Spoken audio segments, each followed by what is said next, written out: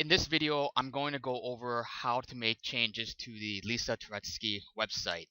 So the first thing you want to do is go to the actual website itself, www.lisaturetsky.com. The next thing you want to do is open up a new tab because I like to be able to see what I'm doing as well as making changes. So in the second tab, you want to go to the login of the Lisa Turetsky website page. So the login is www.lisaturetsky.com/wp-admin. So that's /wp-admin. When you put it in the correct website, you should see a login just like this. And the owner of the website should have a username and password.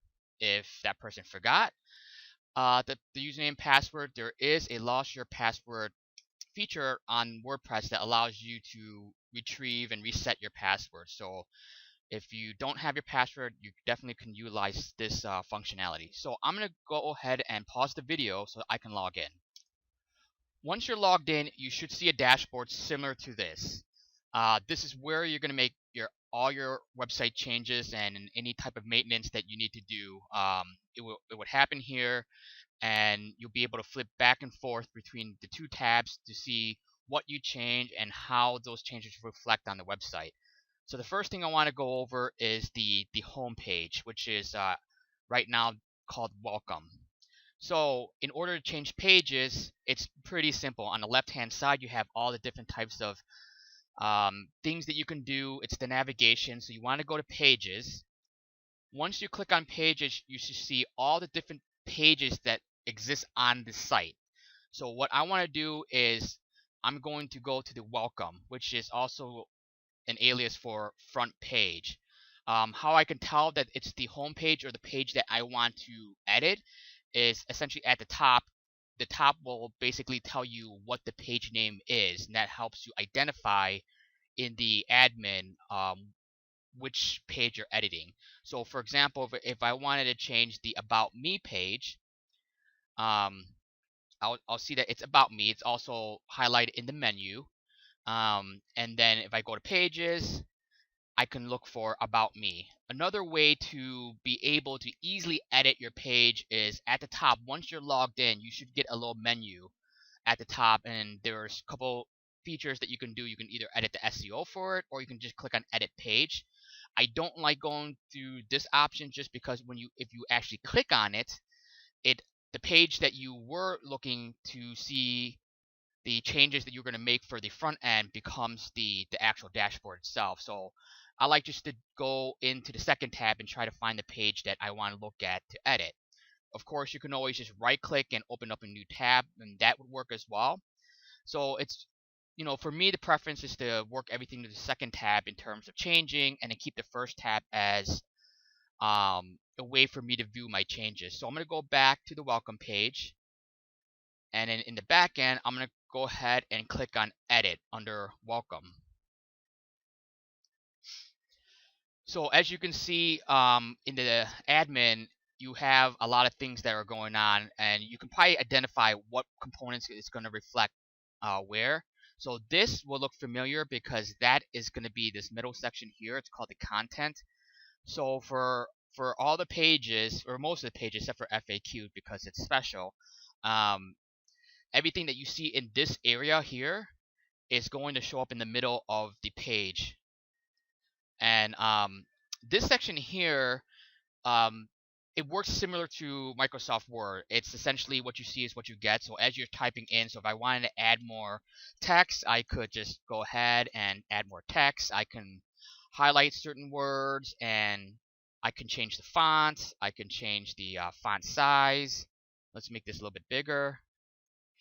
I could bold it, italicize it, make it a hyperlink.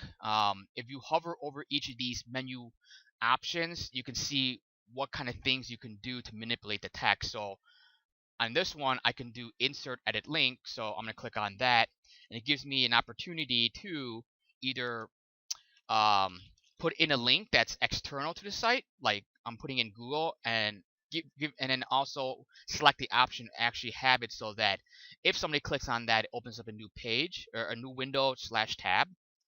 I also have the option to, and I'll just type a little bit more text. So let's say I want this hyperlink to go to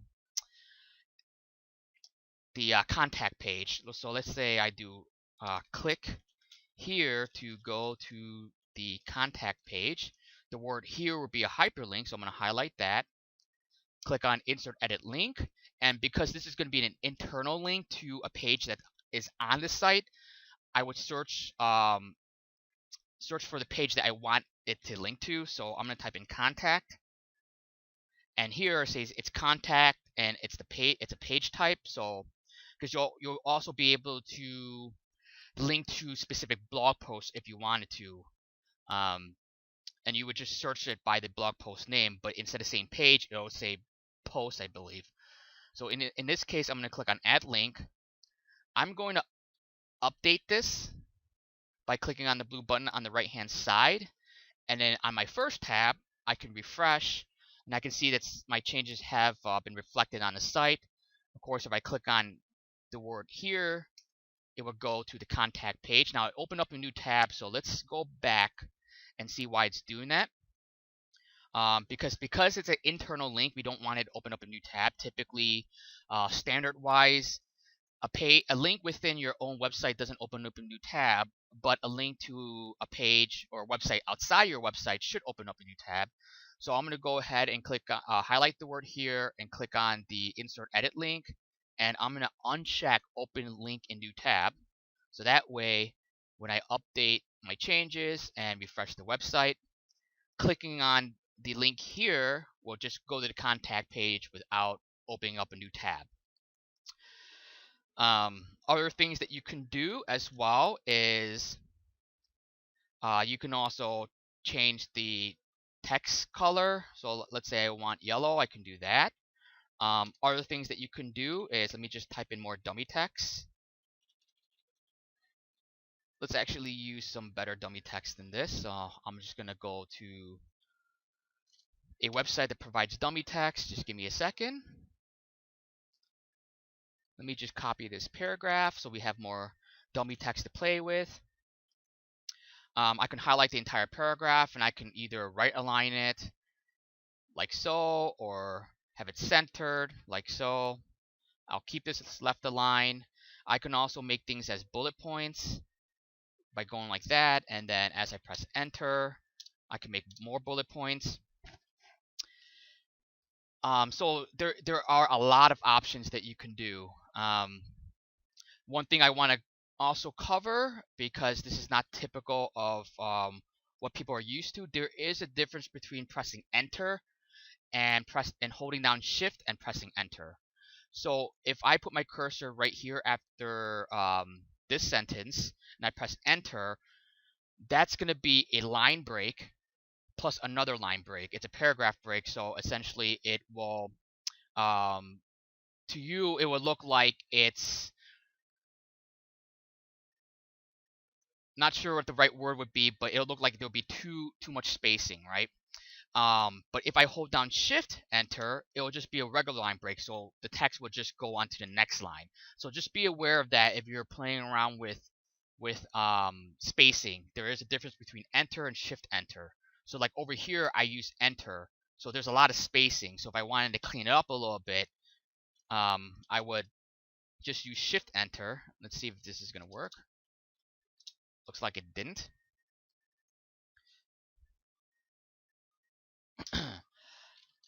And that's something to keep in mind. Now you can always add new pictures.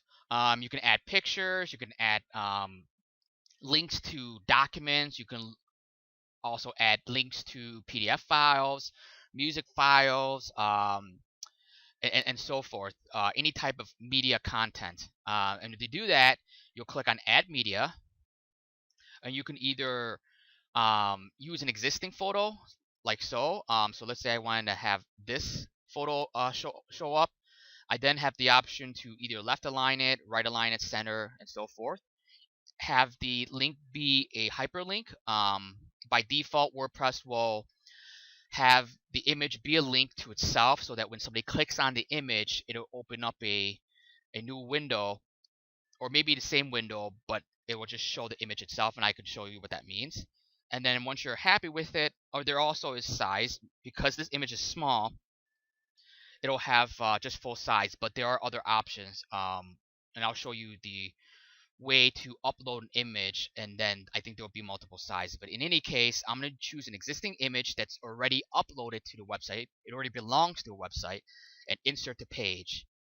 And here you see that the image is now inserted to the page. So I'm going to update, refresh, and you now you have an image on the page. And by default, like I said, WordPress will have an image linking to itself.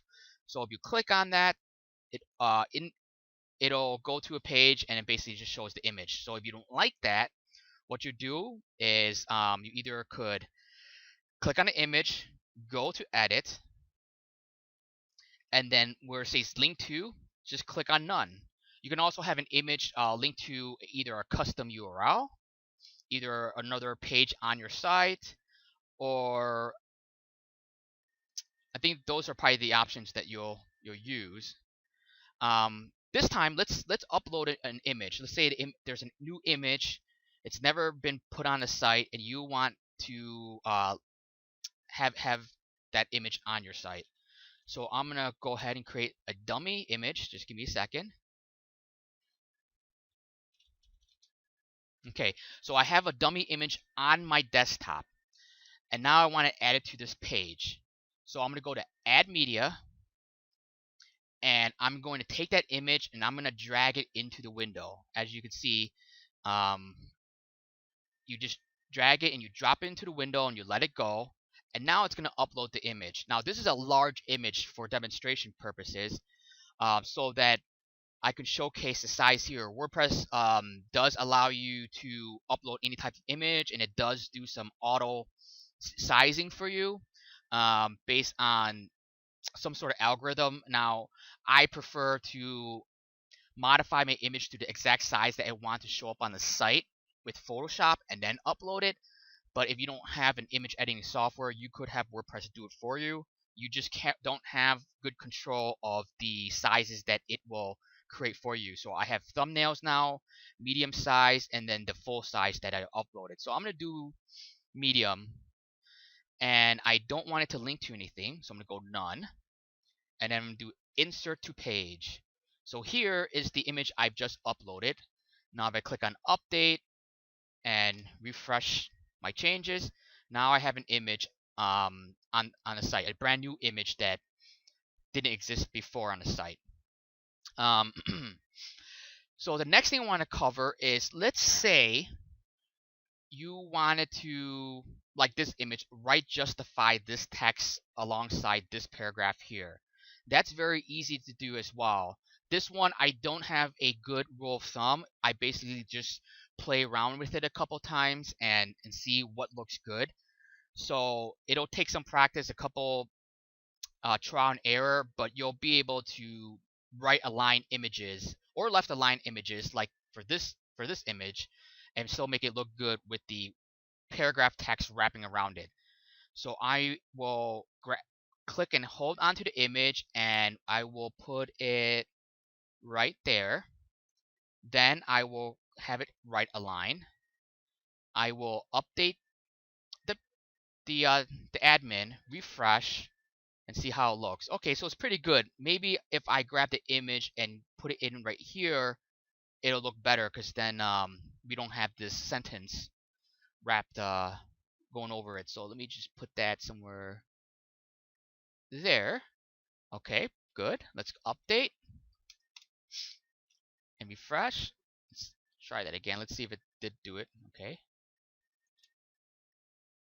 Nope. Okay, so let's do a little. Let's put it in a little bit more. Let's put it right there, because sometimes the admin will not reflect. Most times the admin won't reflect what you see on the home pages, because the area that you see here is much larger than the area that the website is designed for. So you'll just have to play around with it a little bit more, and there you go. So that looks a lot better. So you have to play a little bit more with the admin just to get the spacing correctly. Now, if you don't want to worry about spacing and all that stuff, and all you really want to do is swap out an image. Like let's say this portrait. Let's say I just want to swap out with another image. Let's say I had a new portrait image, and I just want to swap out and not have to worry about alignment and all that stuff. You do have the option just to swap out images. So to do that, you would go to media, and media is the tab that you would select, and that will allow you to make changes to anything that you've uploaded to the site. And that could be images, Word files, PDF files, music files, even video files if you want to have video on your website. Um, the media is that area where you can update stuff. So what you'll do is you'll look for the image that you want to swap out with. So if this is the image I want to swap out with, the key thing to make sure that you do in order to swap out and have everything still work correctly is to make sure that the new image that you want to swap in for the old image is the exact same dimensions, 240 by 319, and the same image file type. Most images that you will work with will be a JPEG, a JPEG, or a JPG file. Just make sure that the size is the most important thing, that what you are going to replace is the exact size that is you're swapping in or swapping out with. That way all the alignment and all the spacing and everything still is retained. So what you'll do is right here it'll have the option replace media. You'll click on this upload a new file. Now unlike the other unlike uploading a new image, you'll just click on choose file, and then you'll search your desktop for that image. And then when you're done, keep this selection selected, just replace the file, and then you'll click on upload, and that will replace the existing image and still retain the alignment of the image on the actual website.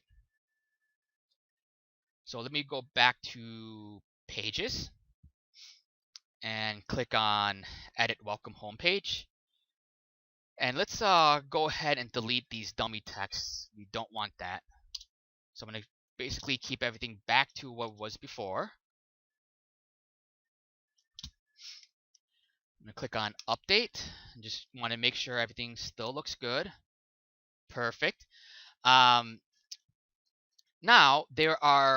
every page has two images associated to it that's not part of the content. So I'm strictly speaking about the background image and the banner. So to update the background, all you have to do here is on the right hand side you have two options to modify these types of images. So you have fully background, which is the section where you can modify the background, and then you have featured image, which is the banner. So if you wanted to update the background, so let's say I wanted to update the background. So let's go ahead and do that. I'm going to go to remove background and set background image. And I'll choose a different background, or I can always upload a new background. Of course, there's something to be said about backgrounds and banners. So let's go and talk about that. So I want to go to media, because if you want to change the background and banner images, you want to make sure that you are replacing the background and banners of the same size. And to find out what those sizes are, you want to go to media, because media is the place where it keeps all your images. And I will choose this. So I keep things easy, and I name my background image according to what it is and what page is on. So this one's the background for the blog page. This one is the background for the FAQ. Let me try to get a banner. So this one's a banner. This one's the banner for the blog, and so forth. So that way, when I upload images, the file name will be something like, background and homepage, or background and about me, and that way I can always search by typing in background. Oops. And I would be able to see all the backgrounds that you have, or search by the page. So let's say about, and be able to bring up the image associated to the about page, or banner, and bring up all the banners, and then it'll be easier to basically find my image. And let's go back to the home page, or I think it's maybe welcome. Okay, and I will choose this one because that's the background, and I would look at the dimensions. So as I can see, the dimensions for this background image for the home page, and actually all backgrounds will be the same dimensions. It's going to be 2000 by 1300. So that's 2000 width, 1300 high, and it is a JPG. So maybe you just write this down and know that all background images that you will need to upload or create for the website need to be 2000 by 1300. And then for banners, they are always 1000 by 288.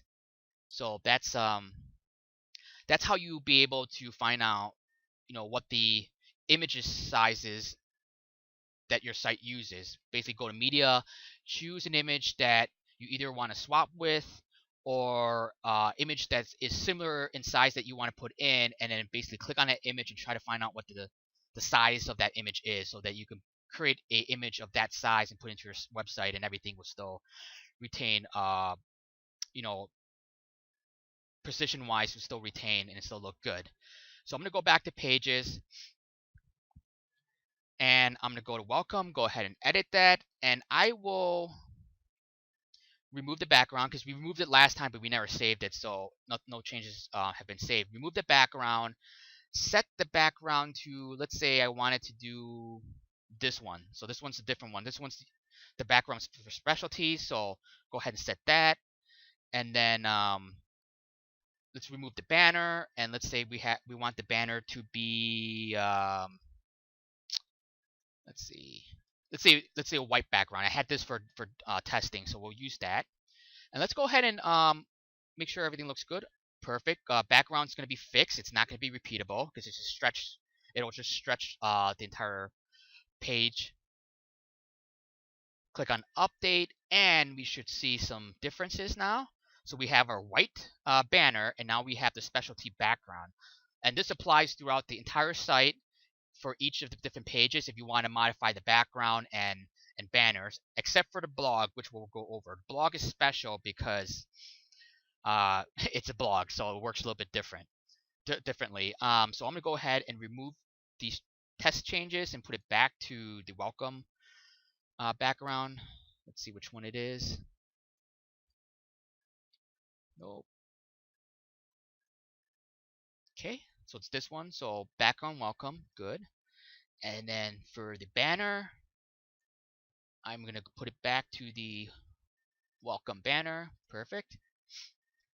Click on update, refresh, and we should be back. Perfect. So that's essentially the so we kind of essentially went over how to edit pages, how to edit the text within the page, changing the background, changing the banner, and inserting images into the content of the page, and how to try to find out what the size of the images are, and also the ability to position the image, as well as trying to find out if you wanted to swap out. So if I like how this looks, but all I really want to do is swap out the image, there's no point in deleting an image and try to reinsert it and try to get it put into the right place. I could just swap out. So we went over that with replace media within the media tab. The next thing I want to go over before we kind of look into the other pages is content blocks. So there are sections on the site that will be considered a content block. So there are blocks of content on your site. They don't really belong to a page because they either exist on every single page, or they so essentially they're like a global setting. So those content blocks would be, for example, this up here doesn't really belong to the home page because it does exist everywhere else. The social media image menu here, as well as the footer text here. So the edit content blocks, on the left-hand side, there is a menu option called content blocks. And as you can see, there's 4 content blocks. There's top right, and let's go ahead and edit that so we can see what that is. So top block has offices in Albany, California, and that looks similar to this. So this essentially is the top right content block. So if I want to edit this, I'll go to content blocks and I'll edit the top right content block, and I would be able to edit anything in here and have it show up. So let's say I want to do office in Albany, California, update. And if I refresh, now I have office in Albany, California. And of course, that will, no matter where I go on a website, this top right has been reflected. So I'm going to go ahead and remove that change. Although to me, it does make sense to have a comma there, but I'll leave it as is. So perfect. So I reverted the change. Let's take a look at some other content blocks. So we've got the copyright block, and that would be down here. So if I want to change this down here, I would edit the copyright block. And if I go back and I look at social media footer block, I have the Facebook and the LinkedIn, and that's here. And if I wanted to change the hyperlinks to these two, click on the image, click on the hyperlink, and I'll be able to change the hyperlink. If I have another social media icon, all I have to do is press enter and then insert the image, the social media image, by going to add media and then insert another one. So let's say I want to insert another LinkedIn. Go ahead and put that in. Oops, looks like something's going on. You just add image here. Hopefully that looks okay. Let's update and see what that looks like. Perfect. So I guess that's fine. And then of course I click on the image and then insert a hyperlink, and then it'll, whenever somebody clicks on that second LinkedIn, it will go to that link. Go ahead and reverse these changes. Click on update. Perfect. All right. Now there is one more content block, and it's called contact form block. That is for the contact page. So on the contact page, you do have a contact form that when somebody fills out will go to your email address. That's a content form block, but I recommend not modifying this just because it's going to be a little bit sophisticated.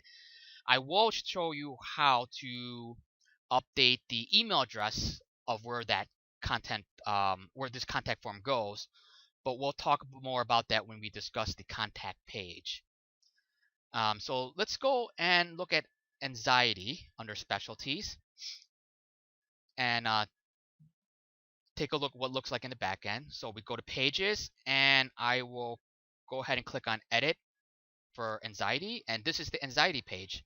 And this one's straightforward, it's just straight text, one hyperlink, and then on the right hand side you have the option to change the background and change the banner. So that works similar to the home page. I think most of these are pretty straightforward. Just gonna go ahead and click on some. So yeah, so these are pretty good. Let's see, let's go to trauma, edit. Yeah, so it's basically straightforward. It's just that's how you edit text. It's really straightforward, and the background and banners are over here. Now FAQs is a little bit special just because it's got these types of stuff going. So let's take a look at FAQs a little bit more. So let's go to pages. Let's click on edit FAQ. Now, okay, when you're looking at FAQs, in the main content area, you have just a piece of code that has bracket, FAQ, close bracket. This basically tells WordPress that the content is special. It's not, typical text on the page, but there's something else going on. And in this case, there's an accordion. So to edit the FAQ page content, you'll go to FAQs on the left-hand menu. And then here you'll see all the different FAQs that you have. So I'm going to go ahead and add a new FAQ. So I'm going to do test FAQ, which will be the question. So let's do what is test FAQ with the question mark. And then this is the answer. So I'm just going to go ahead and put some dummy content. And I'm going to click on publish. Go to our first tab, take a look. And now we have what is FAQ and then our question. Now, if you want to reorder your FAQs, you could do that as well. There, under FAQs, you'll have an option called reorder.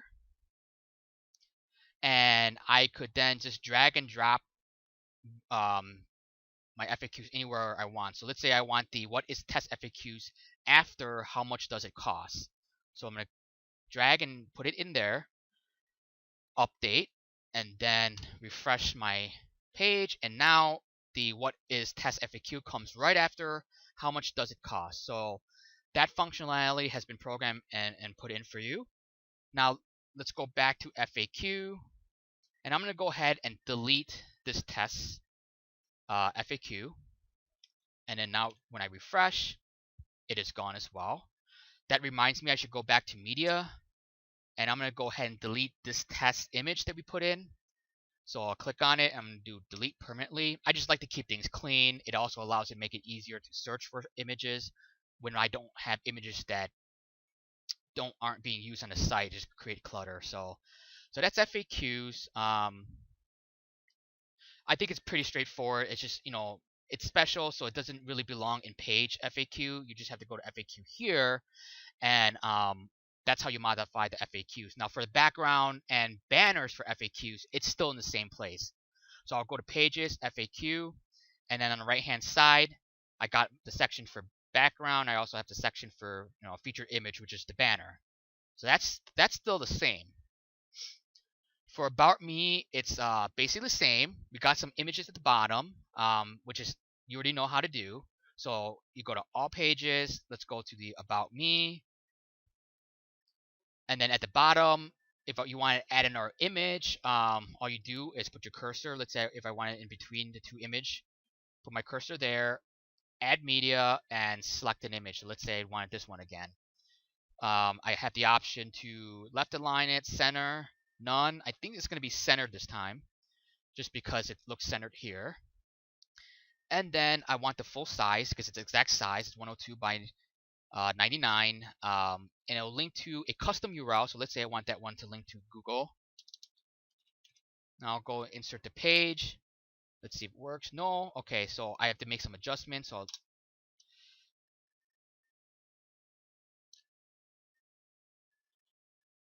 see here. Let's go ahead and update and see what that looks like, and we'll make the tweaks a little bit afterwards. Okay, so they are centerized, so we don't like that. So let's delete some. Let's first make these left centered or left justified. So sometimes you're going to have to play around with it a little bit just to try to get it correct, and that's what I'm doing right now.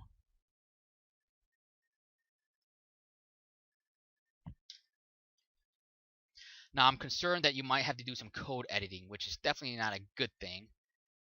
So I'm trying to figure out what did we do to get this to look right.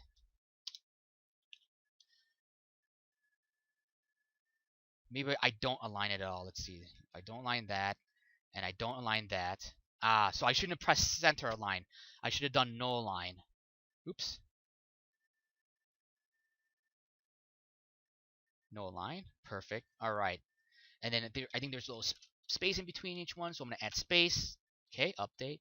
So even the best of us will sometimes have to fiddle around to get it to work right, but I don't think it's too hard. Oh, there's FL, so let's see why it's doing that. Maybe we don't put the space there. Let's see what that looks like. Okay, so that's a little bit better. They are next to each other, so I think there's a glitch with this theme that if you put a space in between two images, it's gonna it's going to put FL, which I don't understand, but let's put a space in there. It's good that this shows up so that we can do some troubleshooting. So I guess the easiest way to overcome that is in between the image there's a space. What we can do is we could highlight that space. Let's make the text white. And basically those FLs should not show up. So let's update. It looks like it's still there. All right. So the FLs don't turn white. So let's try.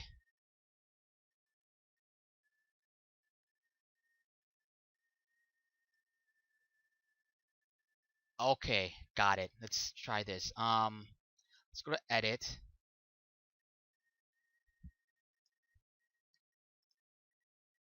Let's remove this alternative text because I'm wondering if that's the what's causing it. Let's just try an error.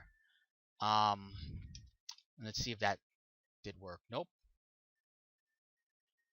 I hate to do this, but it looks like you might have to do some code editing to have some spacing in between the two images and not have that FL. So I'm looking for the image tag and I'm looking for the space, and I'm going to do NBSP, put that in, and let's see, I think there's another space somewhere, and there's space here, put NBSP, let's do update. Oops, looks like I put the NBSP code in the wrong place.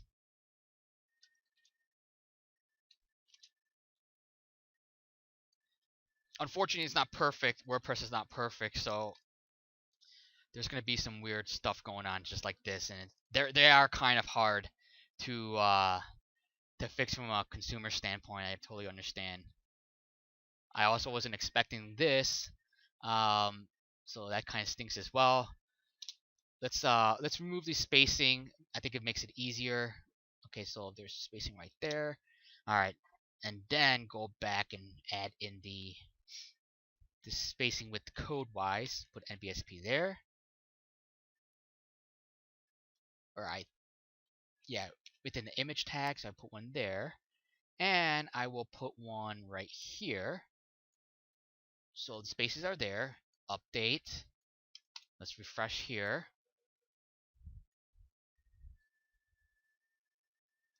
Looks like that didn't work.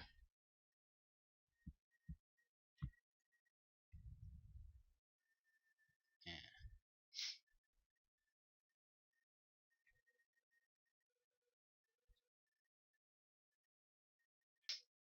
So yes, so this is about me. So the next page I want to go over is the contact page. Contact page has got a lot of stuff going on. We got a contact form here. We also got an image or a map here. So it's a little bit more complex, but I don't think it's too bad in terms of complexity. So we'll go to pages.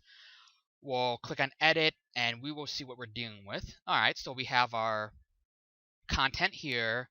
There's a little code, bracket, and then WPG MZA, and then the link underneath it, which is this part here. So everything's pretty straightforward. This one's a link that would go to another website, and this one is going to Google Maps. Opens up a new tab, someone clicks on it, so that's straightforward. Background and banner still on the right hand side. But in terms of the map, let's take a look at what's going on there and how to edit that. The map, I would just keep the code here, but let's say you want to change the address of the map. The map will be under, let's see here, should be straightforward. Maps. Didn't see that. So click on maps. We'll edit the contact page map, and you have a whole bunch of different settings. You can play around with it to see what it does and everything. You can change the zoom options for it, and that way you can kind of control how zoomed in it is by default when somebody looks at the page. So like, let's say I want to be like super close, I can change the zoom all the way to be as close as possible or as far out. Well, I guess that's too much. Maybe just keep somewhere towards the 80 percentile or something like that. Different types. You got satellite, roadmap, so forth that you could change it to. Don't really recommend changing too much unless you're know what you're doing. But the thing that I could see that's okay to change and probably would likely be changed is see, there should be a place where we could change the address, which I'm trying to find. Where is it? Maybe at the bottom. Oh, here it is. So here, let's if I click on edit this marker, I could change the address here, and you can put multiple markers. So let's say I wanted to highlight other areas. Let's say this gas station here, I can add a marker somehow. Let's see. I haven't tried, and I didn't think that's going to be possible, but let's see. Yeah, let's not mess with the markers for now. Let's just keep it as is. But yeah, to edit the address, you'll click on under your markers, click on this one, click on the first one, edit marker, and then you'll be able to edit the address. There's some other options too, bounce and drop. I think that's what it is. Is when you refresh the page, I think it's set in drop, so it'll just that marker will just drop. I don't know what bounce is, and I don't plan on saving these changes because we've made a bunch of changes and I'm not sure of the repercussions. So I'm going to keep things as is, but yes, the main takeaway is basically you can edit the map by going to maps, click on the contact page maps, edit, scroll down and click on under your markers, the one with the previous address, click on the edit field and change your address here and then save marker, and that will allow you to change the actually if you save marker, yeah, allow you to modify the address here. For the contact form, that will be under contact form, edit, and when you go to mail, here is the address where it would go to, and then for from, let me make this quick change. It'll be no dash reply at lisaturetsky.com, and it'll go to the owner. Click on save. But yes, that's how you edit the email address where it's going if you've changed your email address. So pretty simple. I wouldn't mess with the contact form, but you can obviously change the email that this contact form will send to. Now we will go over blog. So blog is pretty complex. So there's a lot of features going on. So let's go over the ones that I believe you will be making a lot of changes to. So for blogs, let's worry about right now the banners and the background, because I know that could be changed and changed pretty often. So we'll go to pages and we'll go to blog. Here,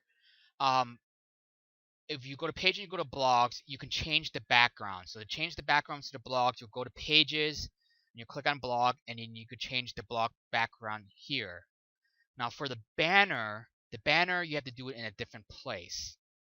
So to change the banners to the blog, you'll go to appearance and you go to customize. Within customize, you want to go to header image, and then under current header, you'll click on add new image, and here is where you would drag and drop the blog banner. So blog banners are done here, and when you're happy with the new changes, you'll click on save. So let's say I want to change the banner to be the blank one. Oops. Oh, that's good. Skip cropping. And I'll save and publish. And then if I go to the blog page, Now we got our blank background, and this applies throughout the blog regardless of which blog section that we are in. It'll be blank. So with blog, it's a little bit special with the banner. So let's go back and put back our original blog banner. Let's see which one it is. That one. Skip cropping. Save and publish. And now we have our original blog banner.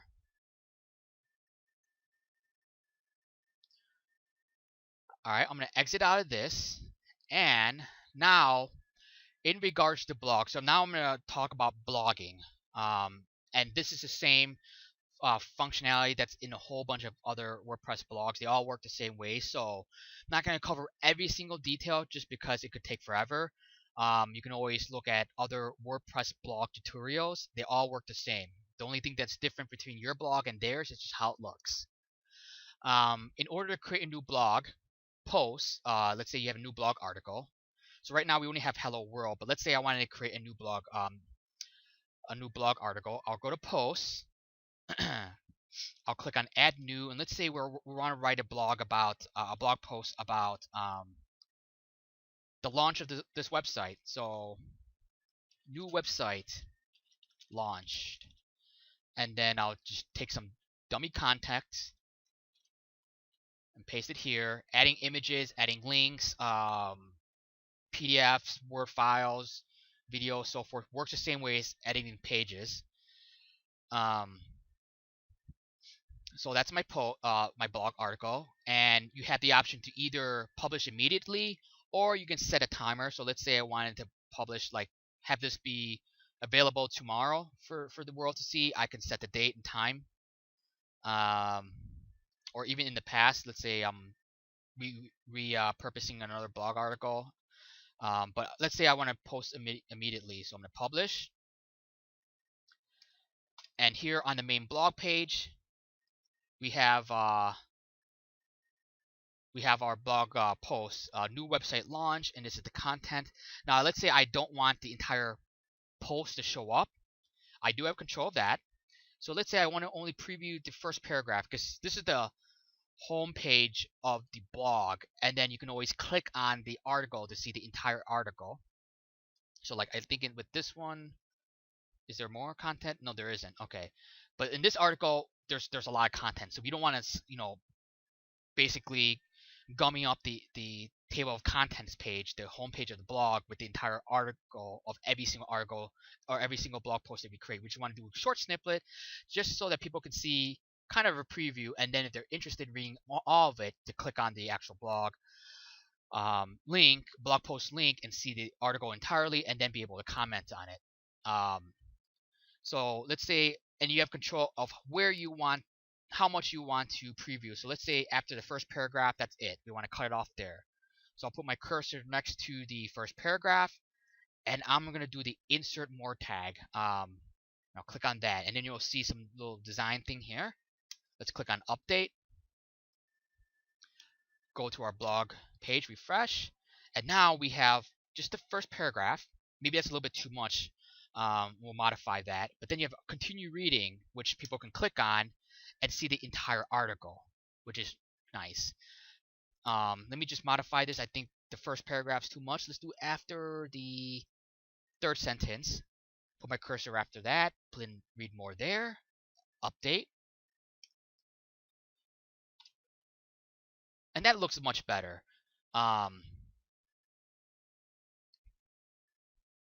Now, with each blog post, you'll see that there's categories that we can assign things to. So let's say there's a bunch of other, so you could create blog posts and then categorize them under categories. And what's nice about that is that then as you write more blog posts, you'll start having lots of categories, and then people can click on this particular category, like for example uncategorized right now, and see how many blog posts fall within those categories. So for example, let's create a new one. Now uncategorized is showing up because there are actually 2 blog posts that fall under that. Now to remove that, we'll have to unassign uncategorized. WordPress is smart enough to not show a category that doesn't have any blogs assigned to it. So I'm going to create a new category, and I'm going to choose category 1,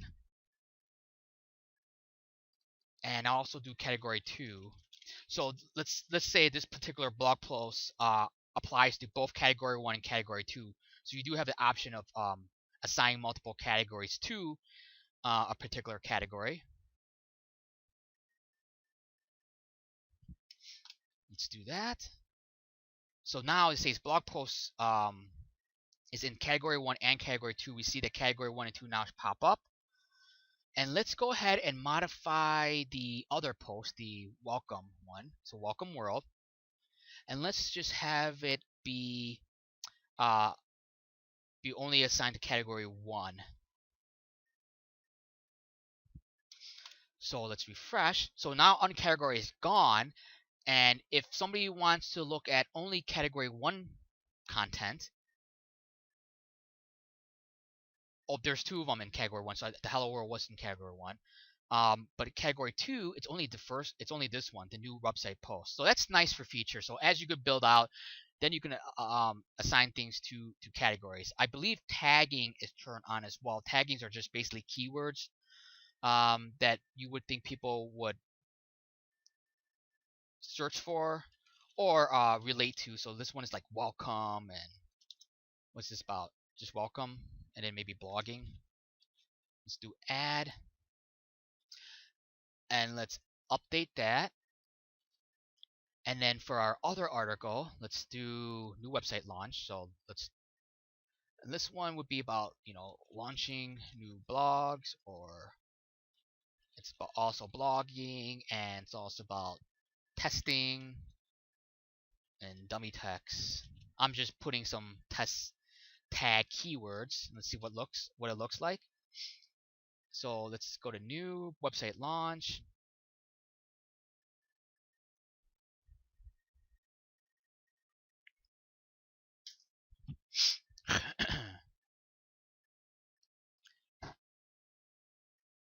So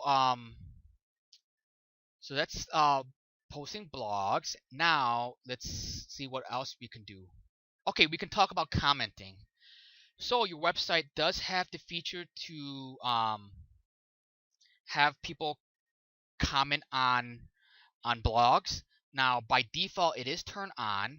Now let's say you want it so that by default you don't want comments to be turned on for blogging, but you want to manually turn on commenting for particular blog posts. So what you'll need to do is you'll go to general, settings in general, and then over here we go to discussion, and here's where we can control our commenting. So I think it'll be annoying to have the website email you every time somebody posts a comment, so I'm going to uncheck that. We do want commenting must be manually approved. I think that's probably smart. That way, when people comment, it doesn't automatically go up on the site. You get the option to approve a comment before it goes on the site, just because it gives you more control, and you never know what kind of rude comments people could put on the site. So you kind of want to have it under moderation. And then default article settings. If you don't want it to have it be default, you can uncheck that. But as for right now, we have it as default. But if you want to not have comments posts, or allow people to post comments on new articles as the default, and you want to control it, you'll have to go back to your previous posts, click on this top one so that it highlights all your blog posts, do a bulk action, edit, and then you can have the comments be do not allow by default. That will allow you to control all the previous posts that you've created and turn off commenting or turn on commenting. But it gives you the flexibility. As of right now, let's say all your blog posts are allowed to have people to comment, which it is right now. So I am going to simulate a couple users to showcase how the commenting works. So I'm going to open up another browser and be a test user. So I have comment. So let's go to your website.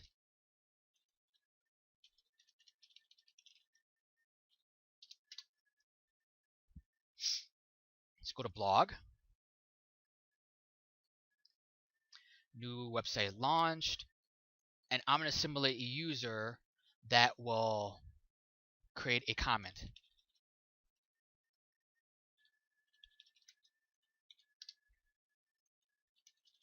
Great article. And I'm going to post a comment. Perfect. So now it says your comment is awaiting moderation. So let's open up another browser. And I'm going to simulate another user just to see if this user's comment, great article, shows up. And it should not, because you as the owner of the website need to approve the comment first before it shows up. So if I go to new website launch, I'm not seeing this person's comment yet. So let's put that to the side. So when you go to your admin and you see comments and you have a little 1 next to it, that indicates how many comments still needs to be approved in order to show up the website. So now I see, oh, test, great article. This looks okay. I'm going to go ahead and approve it. And once I approve it, this will go away. Your comment is awaiting moderation. It now becomes a regular comment. And as this user, if I refresh, now sees a comment, and then that person can reply to it.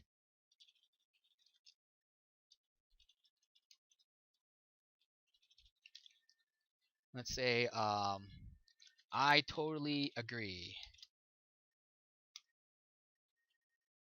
Now, this person's comment, or this person's response to that person's comment, won't show up until it gets approved.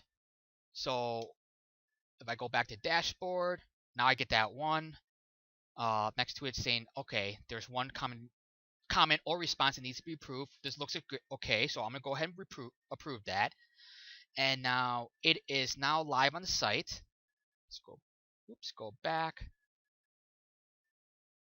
Bring up that other user. Okay, that person as well as this person. This person's refresh, and now that person's this person's response to this person's reply is now showing up. Let's say this person creates a new comment. They can always create a. Let's make sure I'm on the right. Go back to page. Go to blogs. Continue reading. I mean, this person can also leave a reply as well.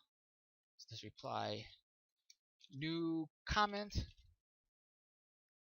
post a comment. It's not going to show up, and it's not a response to another person, so it's a brand new comment. This person's not going to see anything new because this one's still awaiting moderation. I'm going to refresh. This looks good. I'm going to approve it. And as the user, or as the owner of the website, I can respond to that person's comment saying, oh, thank you for your feedback. And I'm going to reply to that. And let's bring up the users again. This person now sees the new comment posted by this person and the site owner's response. Thank you for your feedback. And this as well. We'll see that reflection. So that's commenting. Pretty simple. Built in straight into WordPress. Didn't make too much modifications to that. If you're not happy with a comment, you can always mark it as spam. You can also improve it, and in those cases, it won't show up on your site. By marking it spam, WordPress will then remember that comment and that user is a spammer, and it will automatically tag those as spam, so that you don't even have to worry about approving those types of messages, those types of comments. So that's basically blogging in a nutshell. The next thing I wanted to go over is SEO. Oh, actually, before we go SEO, there will be times where you want to add new pages to your site. So I'm going to create a new page. So I'll just call it new page, and then I'll add some dummy content, and then I'm going to publish it. So I create a new page called new page. I'm going to the website and I'm not seeing it in the menus at all. Okay, that's because you can create new pages, but you don't want it to be in the menu. So by default, unless you create a new page and assign it to the menus, it will be a page that it's not in the menus. And that could be like hidden pages. So like new page for event. No, okay. Yeah, new page for event. So let's say you have an event going on and for some reason you don't want it in the menus. You could create a new page for event. It's not going to be in the menu, but you can have the link on the postcard that you're sending out to people of that event that will basically, when they click or when they put it into their computer or browser, or go to that exact page. In underneath the title, you have permalink, and it'll be lisaturetsky.com/new-page.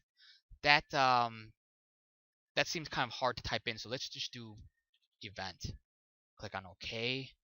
Now you have a page called lisaturetsky.com/event. It's not in the menu, but you can go to it by going to /event. So you do have that option. The spacing looks weird. So with your website, you have the default template, or you have the showcase template. Showcase template will basically remove some of the padding on the side, and there you go. You also have the sidebar template, and that will be kind of like the contact page or like the blog page, which doesn't make sense for this. So you probably won't use the sidebar unless you want to feature stuff from the blog, which you don't. So most likely you'll probably use the showcase template. So now it looks like every other page on the site. You do have the option to change the background for this page. So in this case, I will do, would you like a layout for the background? Let's do no, because layouts is basically the default stuff. So if I did yes, and I click on update, you'll get like the default gradient patterns that you see on the site. So in this case, it's these. Looks grainy. I think it looks better if it's a let's see. Oops. Don't want to set the colors. I want to do no. I thought I had the option to have it so it's a fix or not. Weird. But anyways, in your case, you always want to do like an image type background. So you'll click on no. You'll set the background image. I'll choose a background that exists somewhere else. So let's do the home page's background. Do that. For the banner, I'll just do the empty one because it's a test. Click on update. And now our new page for event has the blank background or the blank banner, but the home page's background still doesn't look good. So let's make sure it looks better. So we want fix, no repeat. That's correct. Maybe I choose the banner. Let's make sure it's the homepage background instead of the homepage banner. Background, welcome. Set as background. Let's click on update. There we go. So much better. Let's just double check. Let's choose another background. So let's take the blog's background. That's the background for the blog. Because there is a difference between the banner and the background. The background is not only a lot bigger, 2000 by 1300 versus a banner which is only 1000 by 288, but there is a blur to it, a blur effect to it. So want to make sure not to choose a banner as a background, because then it's going to look totally distorted. But perfect. So that's how you add a new page. Now to add a new page and assign it to the menu, we'll go to appearance and menu. And here is basically your menu, and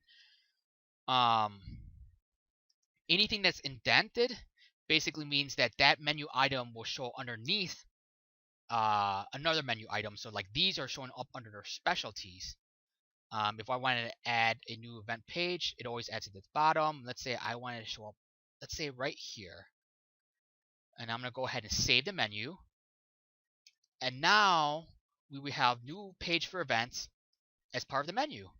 And let's say I want just to have it say event, so it's gonna deviate from the page title a little bit. So keep it event. Our menu is now event, but the page is still called new page for events. So that allows you the flexibility of having something different in your menu and different for your page header.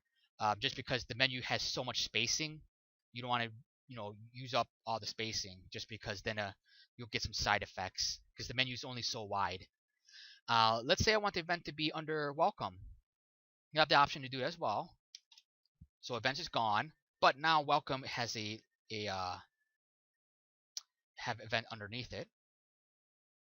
Oops, there you go. And then because it's a sub menu, welcome is highlighted.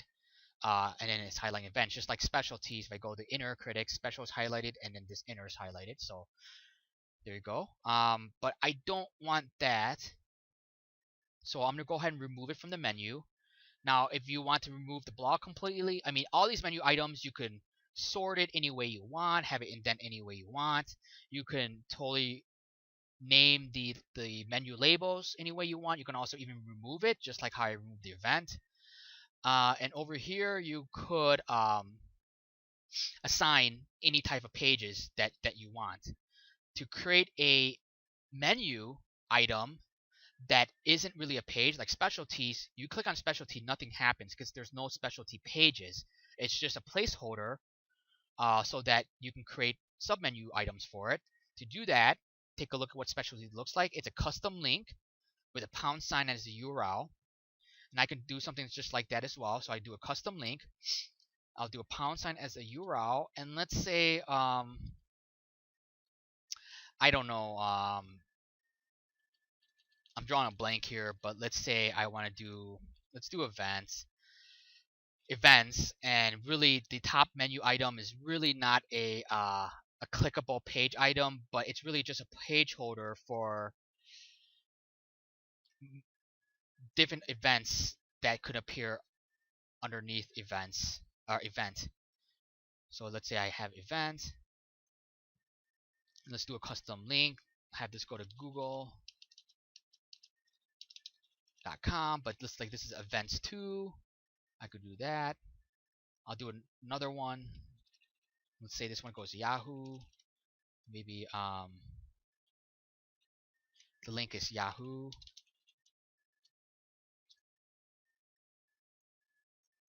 And then I will do events 2 here. This one's really going to be events 3. Let's, for example, events 3. Let's do events Yahoo. Let's make that events 1. It's so customizable that you can do anything with it. Then this would be like events 4, for example. Have that indented so it shows up under events, event 4. Go ahead and save our menu. So you have events, and then you have events 1, 2, 3, 4. And events obviously is not clickable because it's just a placeholder to hold our events. So that's how you would do something like specialties in the future, where you want to have it show up in the main menu, but it's not an actual page like about me and contact and blog and home and so forth. But it's more about the sub menus that you want clickable. So that's what we just went over. So I'm going to go ahead and remove the top, and then remove all these test menu items.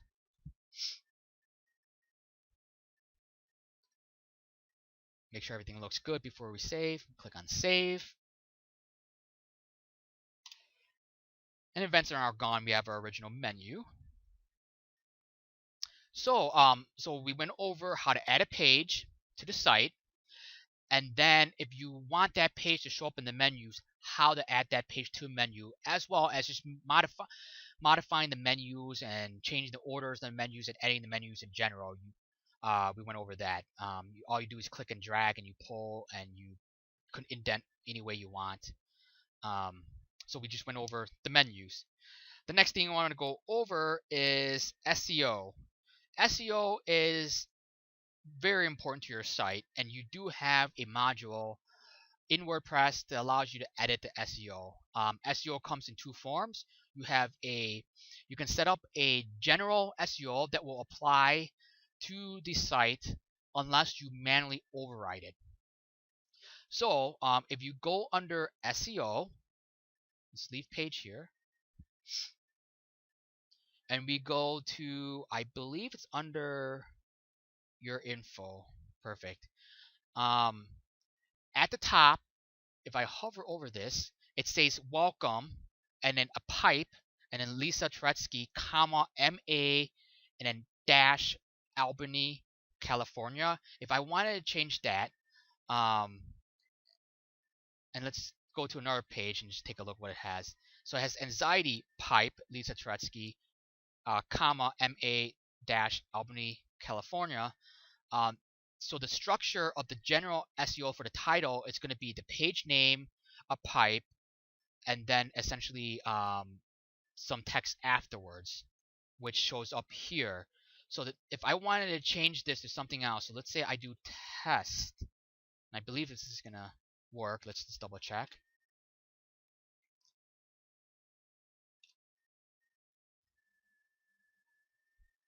No, it's not. Okay, so it's not that.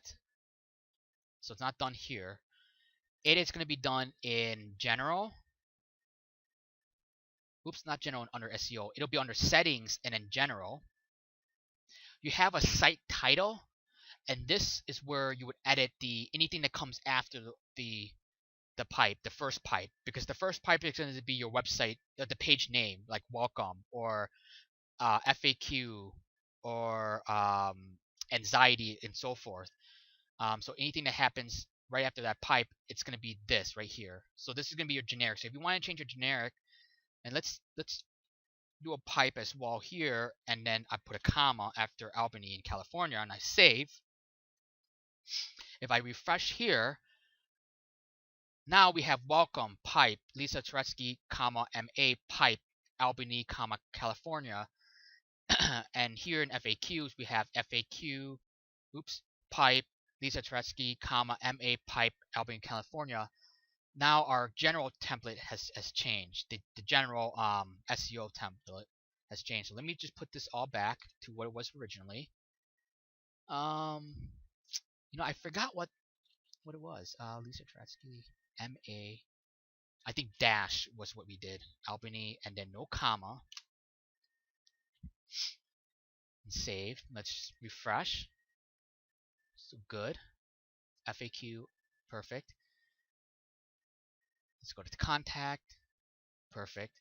So that's how you change the general one. So that way, if you're not going to override by default, that's what it's going to use. Page name, pipe, and then the site title, which is done by settings and general.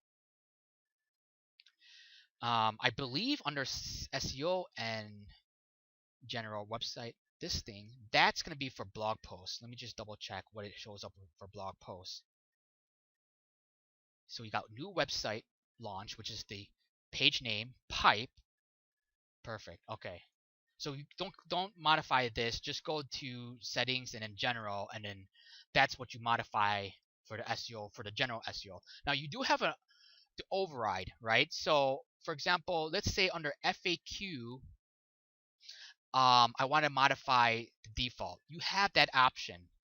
So we go to pages, you go to FAQ, and at the bottom you have your SEO options. And it also, it's nice because it gives you a option to see what it looks like, what things would look like. So for FAQs, the default is going to be what it uses. But let's say I don't like that. I want it to be FAQ without the dashes, and I say, or maybe the whole word, frequently asked questions, and maybe I'll do the pipe and then Lisa Turetsky, MA, and let's say I want to keep it short, and then the meta description, by default, it's going to take what's in here. We'll see that in another SEO for another page. But for here, let's say this page is the FAQ page for the Lisa Turetsky website. The focus keywords, you do have general keywords, and I forgot to show you where to modify. No, you don't have general keywords. So the keywords here should apply to specific keywords that applies to that page. So like for here, it would be like FAQs and F.A.Q and frequently asked questions, and maybe whatever keywords you want to highlight that you typically will want to focus on. So if you get a lot of FAQs about how much it costs, then you can probably put cost and how much it costs as keywords, and these will override the default. So right now we have FAQ pipe Lisa Turetsky MA. If I refresh, it won't be that anymore. It'd be frequently asked questions pipe Lisa Turetsky MA, because we have overwritten the default. So let's go to the homepage as an example. Homepage has got it's a better test. So we got welcome, we got edit. As of right now, it's using your default, which is the welcome, using the page pipe, and then what was in our settings in general. Let's say I want to change that to be homepage, and or actually the SEO title is the Lisa Turetsky website homepage. So it's completely different than what we have now, where it's page pipe and then site title. Here is where I put the focus keywords that you provided, but you can always change that. You can always override that. Meta description could be anything. So it's basically how the meta description by default will be the first few sentences of your content. Now the FAQ didn't have one because it was using a specialized plugin to put in the FAQ field, but by default, it will use the first few paragraphs. This is what it will look like on Google when you search for things. So if I do like Google, for example, and I search for, let's say just do Lisa, here, title, and then this is the description. So this description-wise, keep it small because you can only show like two sentences. By default, your website will use the first two sentences of your content. But let's say you want something else, and let's say you want it to be this, for example. You could override it, and now it'll be completely different than what the default would be. Now if I refresh the page, it'll say the Lisa Turetsky website as your title, and it will actually use this in Google instead of the default first few lines of your website. And then these for the keywords, there's nothing to see for keywords because it's more of an SEO thing. So I'm going to delete that. I am also going to delete the title because I like the default. Keep the FAQ keywords there. What you could do is if the focus keywords, focus keywords, I believe the plugin will basically use whatever word appears the most on your site, but you can always override that by putting your own keywords, which is the case I did for the homepage based on the keywords you provided. If I like this, I don't know if there's a general setting for that. Let me just take a look. Let's go to advanced. No, tools. Bulk editor.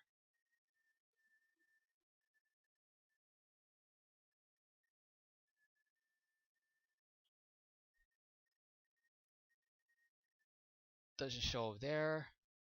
Titles and meta. Let's see. Keywords. Anything about keywords? Let's see.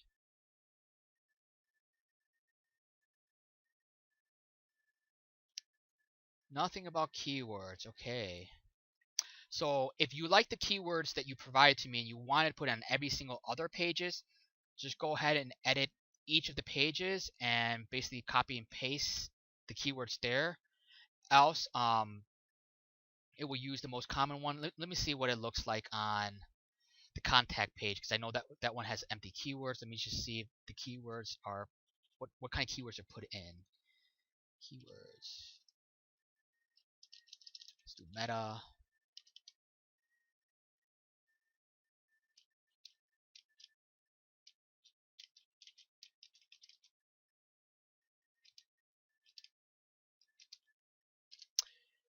Looks like if you don't put any keywords, there's no keywords for you. So there is no defaults. You have to manually put in keywords for your pages and posts. So if you like the keywords you provide, just go ahead and go through each of the pages and copy and paste the keywords that you provide. So I'm going to keep, for trauma, I'm going to go ahead and just save this. Post is the same thing, posts.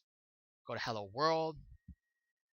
Now for the keywords for the post, it shouldn't be what you provided me. It should be specifically the keywords that will apply to that actual blog article, blog post. So that's something to consider as well. But yeah, that's in terms of SEO, that's it. I mean, each of the blog and pages at the bottom, when you go to edit those pages, you'll have the option to modify the SEO right here, and it's nice that you can see a preview of it. So that's how you will add and modify your SEO. The last thing I want to go over is WordPress updates. As of right now, everything is up to date to the latest version of WordPress. All your plugins are up to date to the most recent versions of those plugins. Plugins are essentially code modules that enhance the WordPress core, and they're made by third-party providers.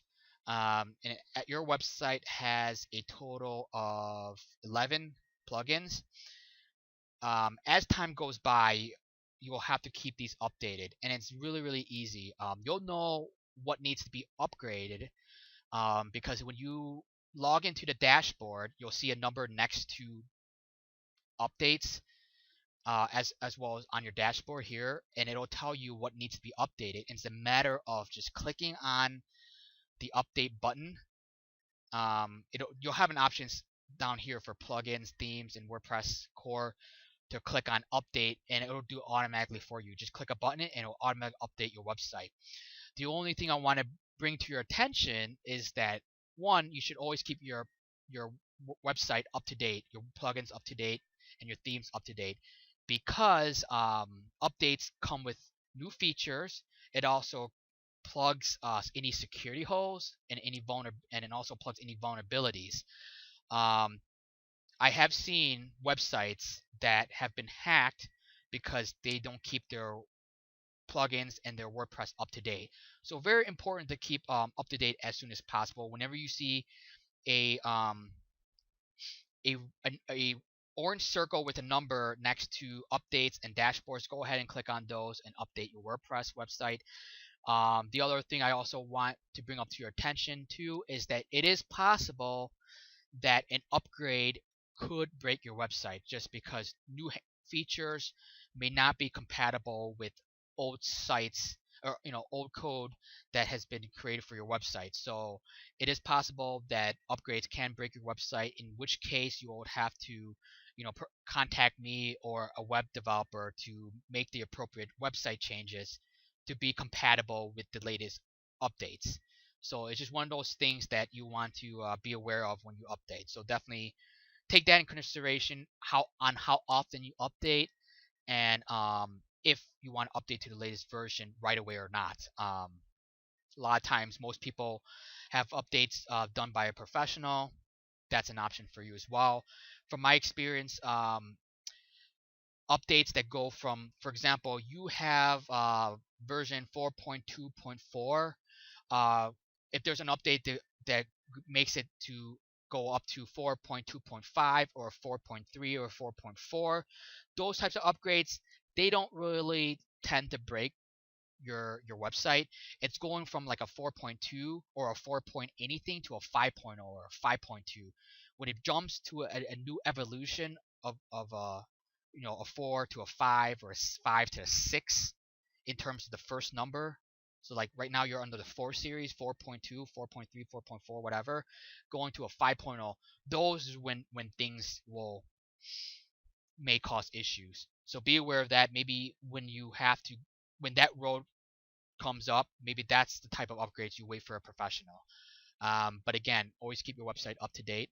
Um, Now you don't have a backup module purchase, but I also highly recommend having a backup module purchase just because you put in so much effort and so much investment into a website.